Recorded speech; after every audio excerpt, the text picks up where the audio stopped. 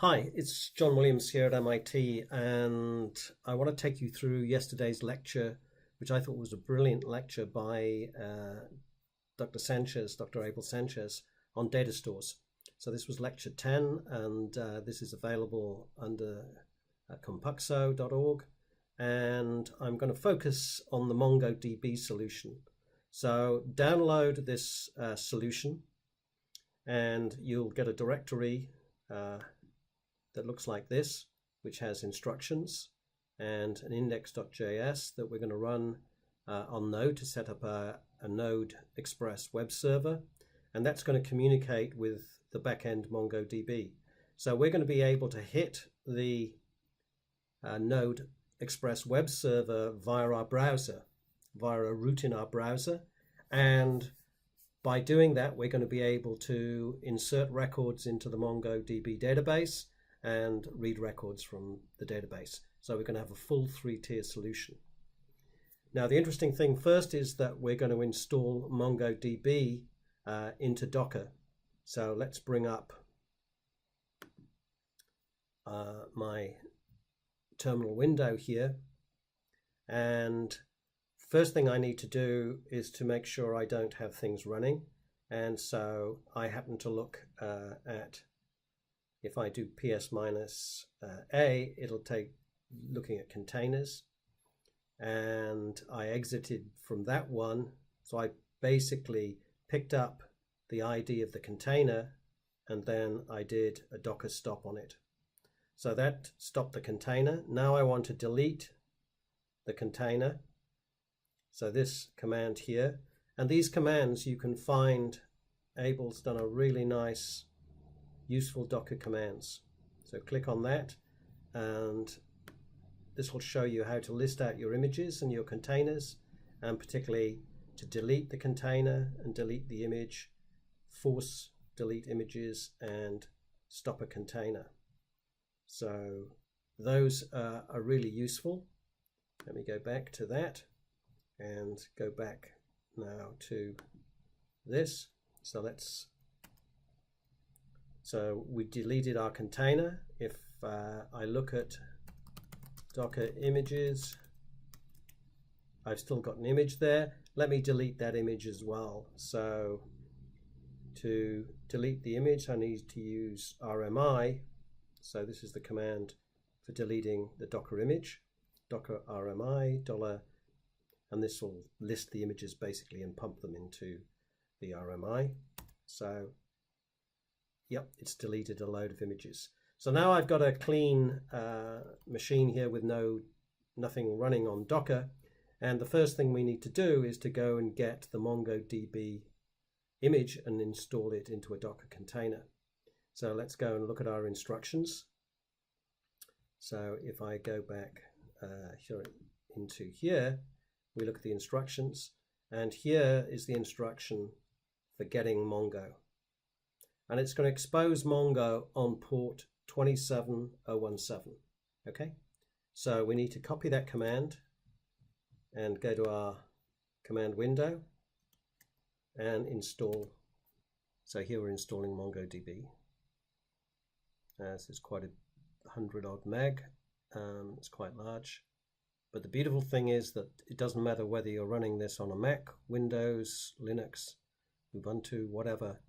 This is going to work. So in past years we've had differences between machines. Docker gets rid of those, obviously. So that's beautiful. So now we've got that running. We need to go to the web, and I want to download Robo3T, which is an interface. Let me refresh this. So we'll see that we have a clean interface here. Let me go and show you. Let me go to RoboMongo. If you search for RoboMongo, here it's 3T, and you can download by clicking on this. So once you've installed that, this will allow us to communicate with the database.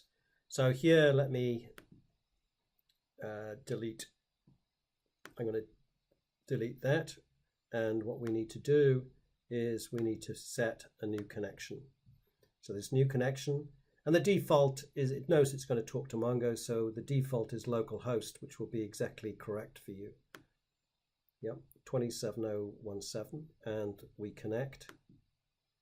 And you'll see that now we're talking to MongoDB, and if I, here is actually an old one.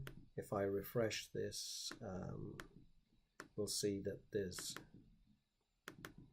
just startup log, nothing there. So we have nothing in our database yet.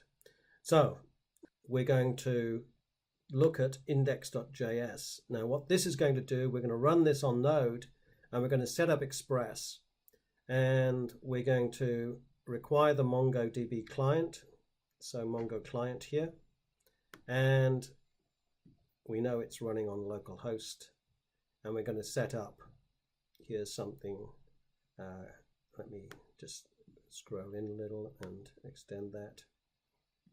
We're going to set up Docker demo as a database, and what we're going to do is, if we just hit the Express server, so let's see what it's running on.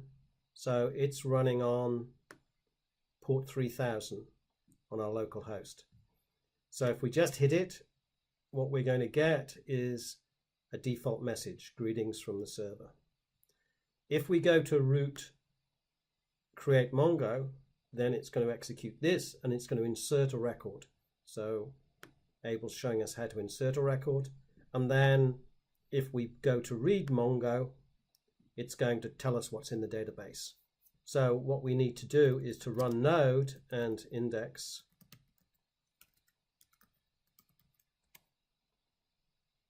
So we've connected to the server.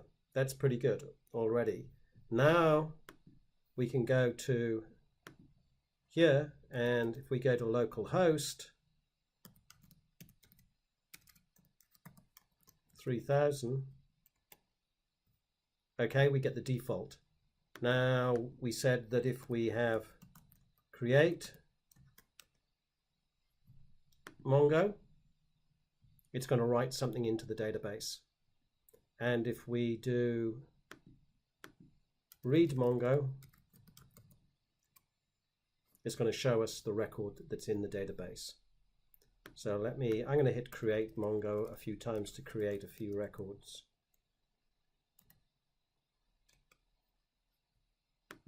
So let's refresh it again and again. And now if I go to Robo Mongo and refresh this, you'll see we've got Docker demo. And if we look in collections, we've got customers, and we've written in a number of records. So this is going all the way through the 3 tiers. It's a beautiful demo. It shows how powerful Docker is, in the sense that we can be on any machine and set up a Docker container, and as you saw, it installed it first time. So brilliant lecture, Abel. Thanks very much.